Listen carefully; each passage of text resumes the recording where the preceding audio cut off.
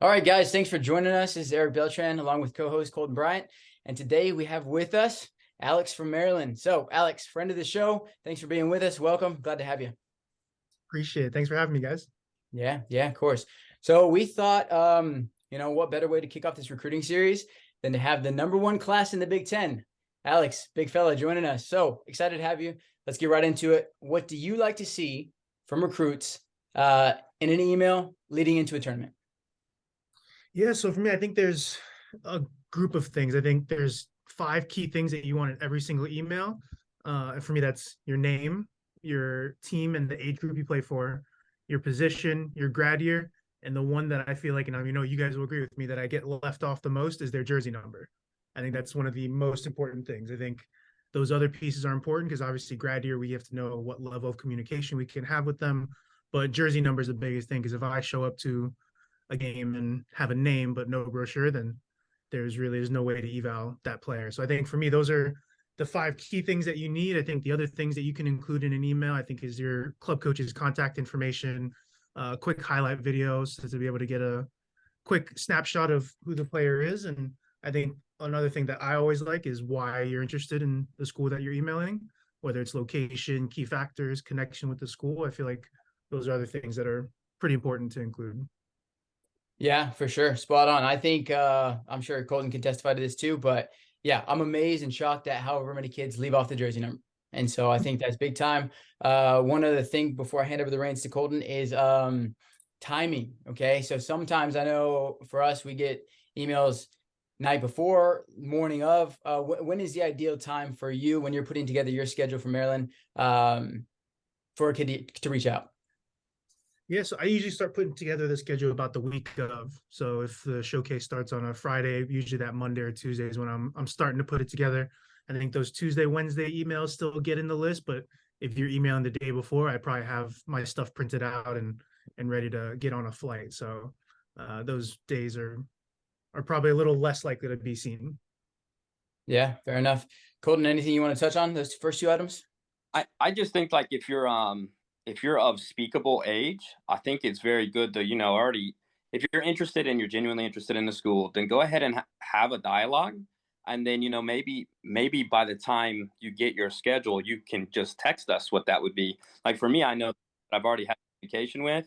I'm well ahead on their game specifically, if that makes sense. And then when emails come in, then if I have some gaps, I'm willing to fill. But a lot of times the schedule is completed via players that we're already being more about, if that makes sense. Yeah, for sure. What do you like to see from goalkeepers? So pretty specific position. I know sometimes not every goalkeeper plays every half. Do you like to know, hey, like if they include that in the original email? Do you like to, I know you mentioned highlight tape. Do y'all take a look at highlight tapes before a tournament to say like, okay, like saw 3 minutes of some quality stuff here. Really want to make sure that we make this kid a priority going in this tournament. Maybe touch on those things. Yeah, so for I me, think I think Russ, sorry, go ahead. Go ahead. so for me, I think for an initial evaluation, I'm comfortable doing that. I think past that initial eval, I usually leave it to the goalkeeping coach on staff, Katie. But for me, I think the biggest thing is we like to go to the warm ups.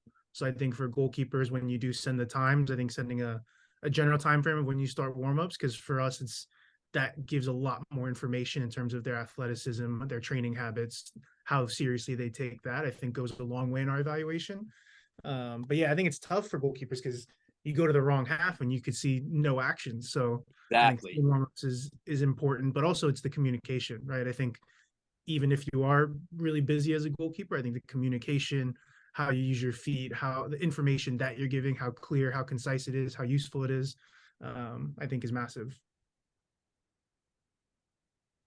One of the things that I'm seeing a lot lately is maybe a player didn't reach out to you on the front end, but her manager might say like, okay, Alex from Maryland stopped by the game today, and they reach out to you on the back end. Okay, so is that helpful to you? Do you appreciate if it goes both ways, before and after? Or does a little bit of gratitude go a long way for you?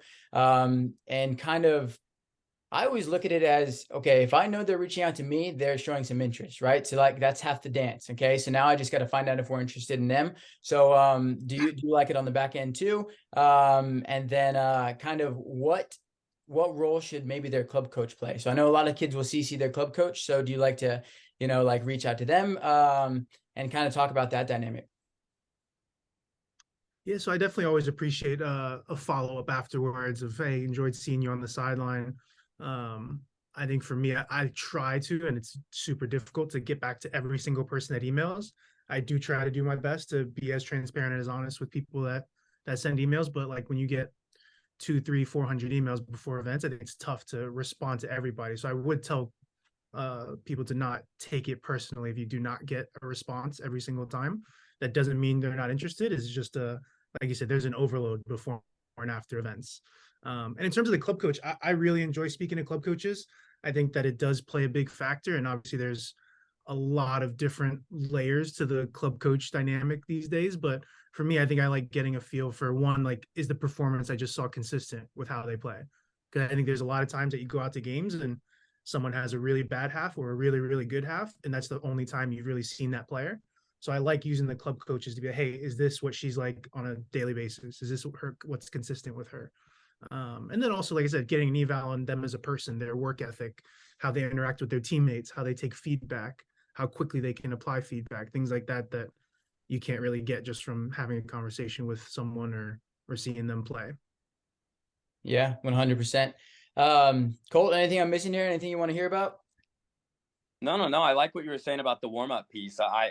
I'm big on that too. And what I kind of have realized is a lot of times you'll go through the warm up and you'll be ready to watch, and then for some reason, like they didn't know that someone else was starting that game specifically, right? So if they can get info from their coach that, hey, I'm actually going to be playing first half and this keeper's playing second half, that would be massively beneficial. Sure. But yeah, no, I'm with you on that. I like being reached out to afterwards because I think it shows, well, a couple things. Maybe we showed up. This is interesting. We may have shown up to watch maybe someone else, and maybe this player was you had some good notes on them, and then that player that you happen to be at, they reached out. I think that's a good thing too.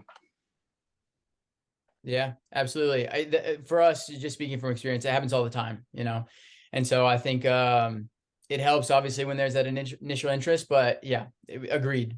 There's so many players on each field, and you never know when you're going to find that hidden gem. So, Alex, one of the things I wanted to touch on that I've seen kind of go both ways from recruits, any preference towards length of email?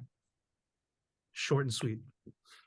Nailed it. I think short and sweet is always better, especially when you're sending showcase emails. Like and I'm being completely transparent with you, if it's too long, I'm not going through every single piece of information in that email. I don't think you really need to include extracurriculars in that email. You don't need to include your mile time. That doesn't really help me much. But no, short and sweet helps because then I can get through those, get you on the list, and get an evaluation. Yeah, for sure. I know Colton likes the mile time. Colton, anything else? I say Colton likes the mile times though. He likes to stack those against each other. Hey man, they can be useful. It's interesting to see like when some people put a mile time and it's like, man, most like cross country runners can't finish in that time. So I want to go see just how fit is this kid, right? Yeah. Yeah. But you're spot on with all that. Okay. Anything else, Colt? Anything that you've seen from Lamar? Anything common errors in emails? Things you'd like to see? Things you like omitted? I like seeing personality, man. Like maybe I'm a big personality myself, but I love seeing someone show who they are, not what they think they want us to hear, right? And so I think that that's really important to me because I put a premium on, yes, a character. You're gonna hear all coaches say character and things like that, but I also want to know that I'm getting a like a human, not just a robot that's saying, oh, they all read the same, and for me it's like, well, how can you show your personality without it being too much? Like, so there was like Hawaiian players are very good at it. Their subject line is always really interesting. Like I'm finding that when they're from Hawaii, it's aloha, my name, and it's amazing.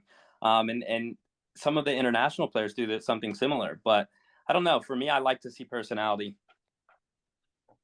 Cole likes the Taylor Swift highlight reel song. Yes. Bring it on. Yeah. One thing song. You better be ready and playing well in that highlight because I will remember. It's true. Okay, I would be remiss if we didn't do some sort of lightning round with you, Alex. So while we got you on, first thing that comes to mind, okay? You didn't prepare me for this one, Eric. All right, go for it. France or Argentina? Argentina. Okay. Yes. Dream vacation. Bahamas. Pre-game meal of choice. Ooh. Pesto pasta. Ooh, okay. Have to give that a Ooh. go. Messi or Ronaldo? Messi. Okay. And then let's go with best player that Maryland played against this year. Best player that Maryland played against this year. That's a good one. I would have to say Emma Sears at Ohio State. Their right forward. Yeah. I don't think she's the most flashiest or the one that's gotten the most accolades, but she's been very, very good all season this year. Okay, we'll have to make sure we include some Emma Shear's goals in our goal of the day series. So, Alex, if Colt's not got anything for you, we certainly appreciate you being on. Look forward to having you in the future, and I'm sure like all the recruits and parents, families can benefit from this content. So, greatly appreciate it. Awesome. Thanks, guys. Appreciate it. Yes, sir.